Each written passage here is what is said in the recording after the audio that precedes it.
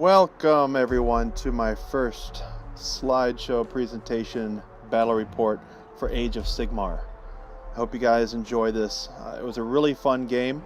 It was my Seraphon versus Wally's Flesh Eater Courts.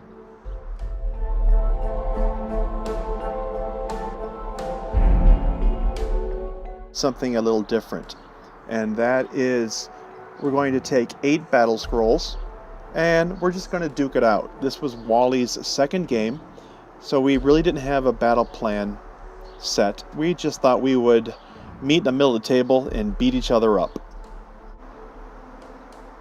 In the very haunting Flesh Eater Courts army, Wally took 2 units of Crypt Ghouls. He took 1 Necromancer. He took the Abhorrent Ghoul King on Terrorgeist. He took 2 of the Vargeist Cotier, and that's how I will pronounce it from now on, the Cotier. And he finished it up with a unit of Crypt Horrors and the very, very dangerous Crypt Haunter character. Unfortunately, the latter were not painted yet, but I promise we'll get to those. For the Seraphon, we'll start off with 1 Bastiladon. Unfortunately, it's not painted yet. 4 Pterodon Riders, 3 Kroxigors, 1 with the Moonhammer. We have 15 Temple Guard, 1 Eternity Warden behind that, a Slann Starmaster, and also 24 Saurus Warriors with hand, weapon, and shield. Not shown and hiding behind the Flesh Eater Courts line is a unit of 5 Chameleon Skinks. So the Seraphon get lucky and get the die roll to start the game. Looking up to the heavens, my Slann noticed that the constellations will allow all rerolls of 1 to hit in combat. The first thing the Slann does is put Inspiring Presence on the unit of Temple Guard, and seeing the dangers of the incoming Terrorgeists, summon a unit of 3 Kroxigors to reinforce our lines.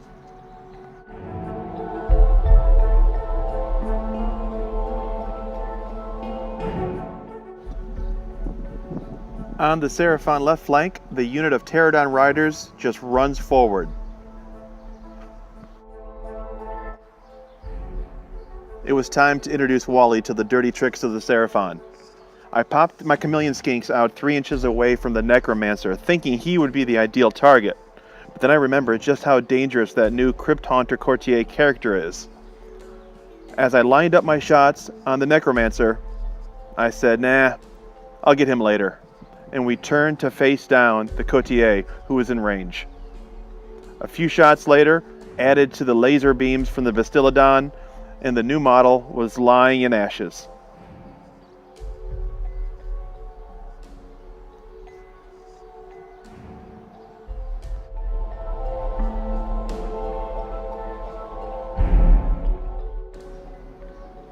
After the majority of the Seraphon units ran, with no charges to declare or hand-to-hand combat, it was time for the Flesh Eater Courts to take their first turn.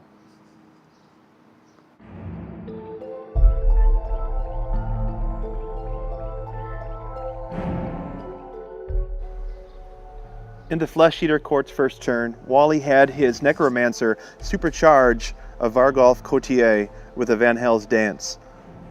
He also summoned a new unit of Crypt Horrors. We didn't have the models, so we just substituted and proxied in 3 Trolls.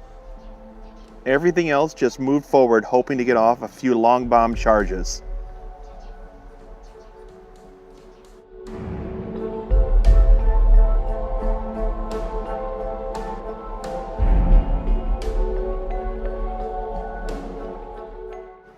Here's why I like AOS so much. This picture says it all. You can just see the ghouls bounding over the terrain, trying to get to grips with the Seraphon in front of them.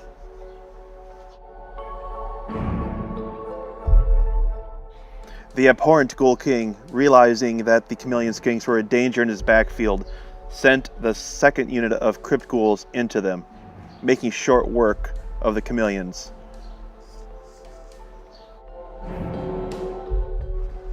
On the Seraphon right flank, the unit of Crypt Ghouls made the long charge into the Saurus Warriors with hand, weapon, and shield, after a bloody combat that also saw the involvement of the summoned Kroxigors. Many ghouls lay dead. and the Saurus warriors began to surround their foe. It seems that Wally was afraid of that Bastiladon, so he sent the abhorrent Ghoul King on Terrorgeist straight into him.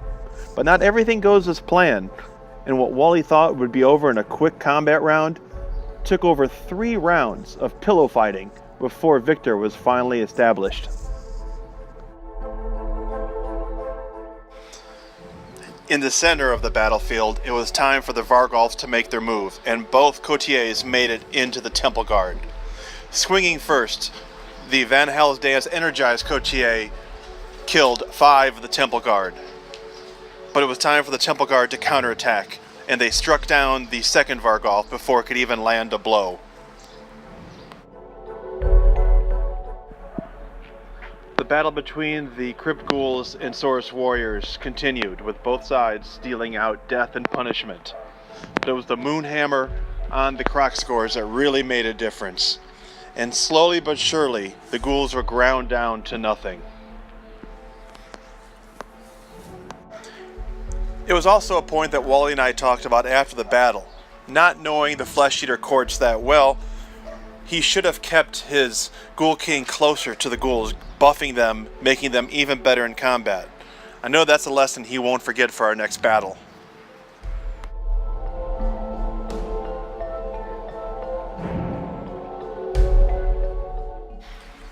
In what became the main event of the game, the Ghoul King on Terrorgeist and the Bastiladon went at it. And as already mentioned, after several rounds of pillow fighting, the Ghoul King finally came out on top. But what the Bastiladon did was hold that Terrorgeist in place, so the Seraphon could come to his aid. And seeing the true power of the Terrorgeist finally unleashed, the Slann Mage Priest decided to bring a unit of Saurus Cav into the battle as a stopgap measure, just in case the Terrorgeist broke through.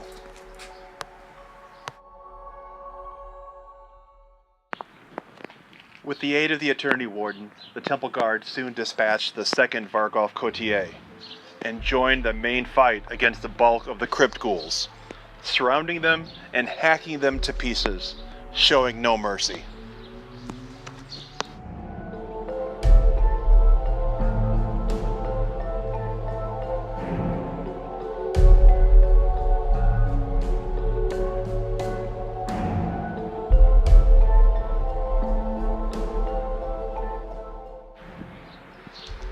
Seeing his forces crumble around him, the abhorrent Ghoul King on Terrorgeist was down but not out and had one more trick up his sleeve.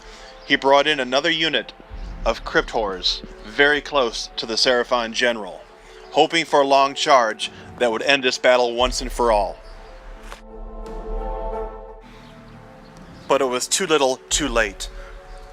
The Crypt Horrors were just too far away and couldn't make the charge. In the ensuing combat between the Kroxigors and the abhorrent Ghoul King, the Kroxigors came out on top, losing just one of their number. The Ghoul King lay dead, forever to sleep, forever to return. So there you have it, a win for the Seraphon. Albeit it was still a learning game. We only made it through 2.5 turns, but we had a lot of fun. It's one thing I love about Age of Sigmar. It tells a story, you really can sense what's happening, and it was just so easy to pick up. I think Wally enjoyed himself, and really enjoyed himself when he saw the new book. Because right after the game, the Flesh Eater Courts books were dropped off at the store. We cracked them open and started drooling over each page, each different battalion, each different war scroll. I think next time we play, it's going to be a different story. Wally's going to learn to take multiple Ghoul Kings, the special abilities of each one stack, and it's going to be a very, very, very tough fight. I think I'll be getting my Stormcast Eternals together so I can get them back on the field. Seraphon are fun, but they are an army that has a lot of summoning, and if that's not comped, then it could get out of hand real quick. Although if you play with your friends, there's nothing wrong with it. I really enjoyed pulling these two armies out of the case. It was a long time since I saw my ghouls. I sold them to Wally when 8th edition was over, thinking I wouldn't need them. Really makes me want to go back and build them. Thanks for watching. Hopefully I'll have another one here soon. And let me know what you think. Are you guys enjoying AOS? Drop me a comment. Take care, guys.